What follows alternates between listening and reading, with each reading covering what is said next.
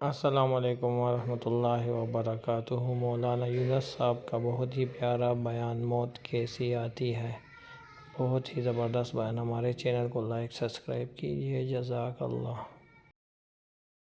بزرگوں، دوستو، دنیا میں موت ایک ایسی چیز ہے جس کا کوئی بھی منکر نہیں۔ ہر ایک آدمی کہتا ہے کہ موت آئے گی اور پکی بات ہے، لیکن ہمارے اور قوموں کے درمیان میں ایک بات کا فرق ہے۔ وہ کہتے ہیں کہ موت کے بعد زندگی ختم، اور ہمارا ایمان ہے کہ موت کے بعد بھی زندگی ہے جو اصل ہے، اور یہ زندگی جس میں ہم لوگ چل رہے ہیں وہ اس کی تیاری کے لیے اللہ تعالیٰ نے دی ہے کہ یہاں سے بند کراؤ اور یہاں سے بگڑ کر آئے تمہیں دنیا میں واپس نہیں کروں گا، بلکہ تم کو ہمیشہ ہمیشہ یہیں رہنا ہے۔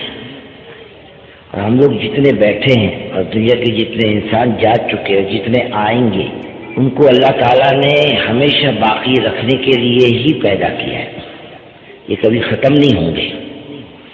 جیسے ایک آدمی حج کو جانا چاہے تو یہاں سے بمبئی جائے گا، وہ بس کے ذریعے، کار کے ذریعے، ٹرین کے ذریعے، لیکن آگے یہ سواری نہیں چلتی، اس کو سواری بدلنی پڑتی ہے۔ ایسی ہی قبر کی حد تک تو اللہ نے یہ سواری جسم کی اپنے کو دی ہے، آگے جا کے سواری بدل جائے گی، اور دو شکلوں سے آدمی خالی نہیں، بن کے جائے گا یا بگڑ کے جائے گا۔ اگر بن کے گیا تو ہمیشہ ہمیشہ جنت میں رہے گا، کبھی نکالا نہیں جائے گا، اور بغیر ایمان کے گیا تو اس کو کبھی بھی جہنم سے نکالا نہیں جائے گا، ہمیشہ ہمیشہ جہنم میں رہنا پڑے گا۔ پھر ایک وقت آئے گا کہ اللہ تعالیٰ موت کو دمبے کی شکل میں منگوا کر اسے ذبح کروا دیں گے۔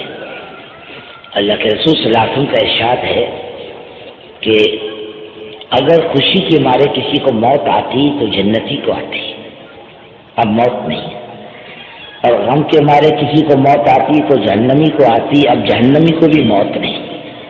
تم ہمیشہ ہمیشہ یہاں رہو اور تم ہمیشہ ہمیشہ جنت والے جنت میں رہو۔ نبی جو دنیا میں بھیجے جاتے ہیں اسی بات کے سمجھانے کے لیے تو بھیجے جاتے ہیں کہ یہ 60-70 سالہ زندگی اصل نہیں، یہ تو اللہ تعالیٰ نے تم کو تیاری کے لیے دیا ہے، کچھ کر کے آؤ، زندگی بنا کے آؤ، زندگی بگاڑ کے مت آؤ، اور زندگی بنا کے آؤ گے تو تمہارا نفع ہے، اور بگاڑ کے بھی آؤ گے تم کو ہی بھگتنا پڑے گا، تمہاری جگہ پر دوسرا نہیں بھگتے گا۔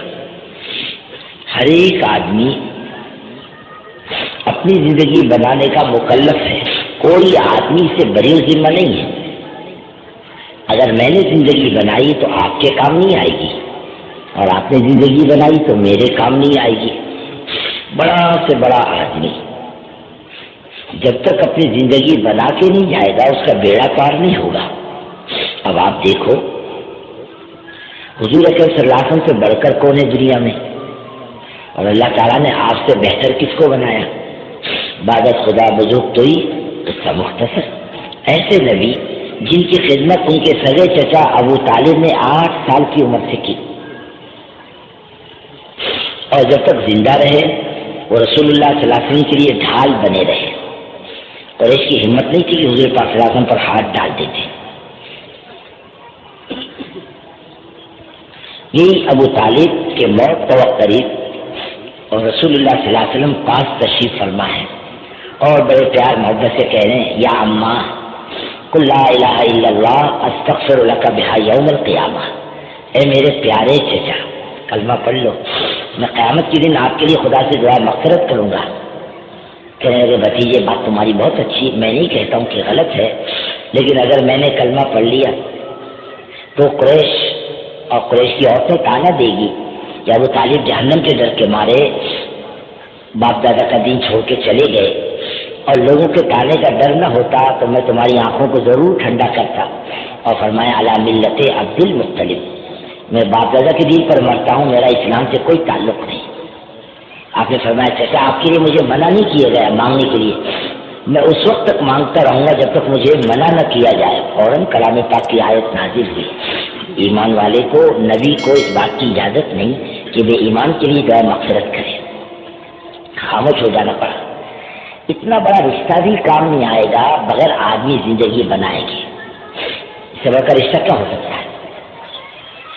قیامت کے دن میدان حشر میں سر حضرت نوح کی خدمت میں پہنچیں گے، ہماری سفارش کر دو اللہ سے۔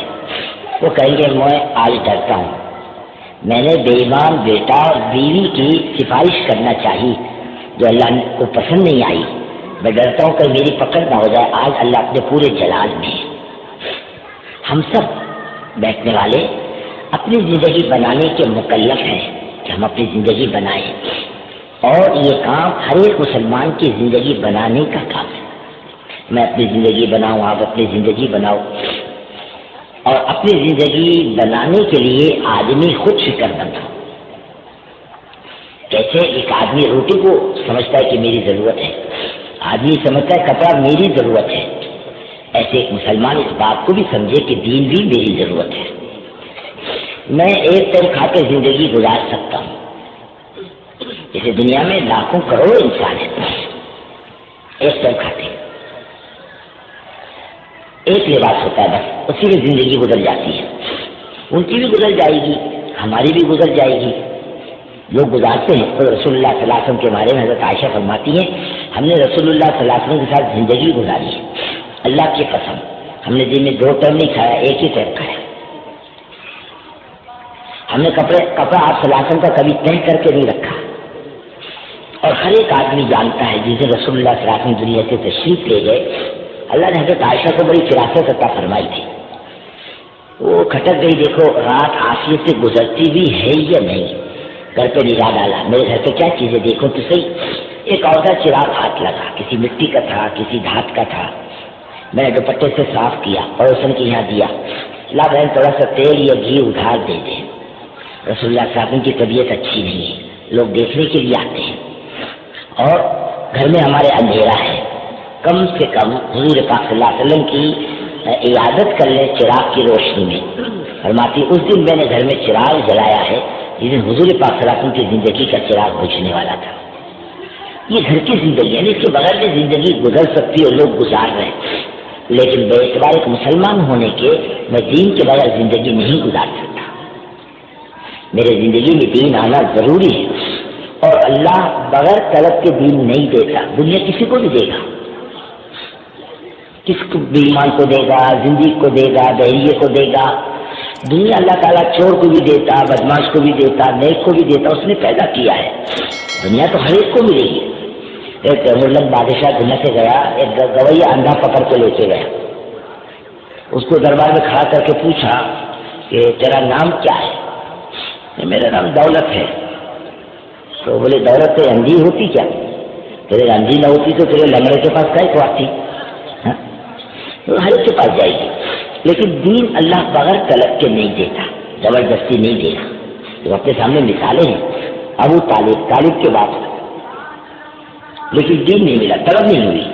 ابو جہل، ابو لہب، عتبہ، شیبہ، ربیعہ، جنہوں نے حضور پاک صلی اللہ علیہ وسلم کو بچپن سے دیکھا، پاس رہے، دین نہیں ملا، لیکن طلب لے کر ایک آدمی دور سے آتا تھا، اسے دین ملتا تھا۔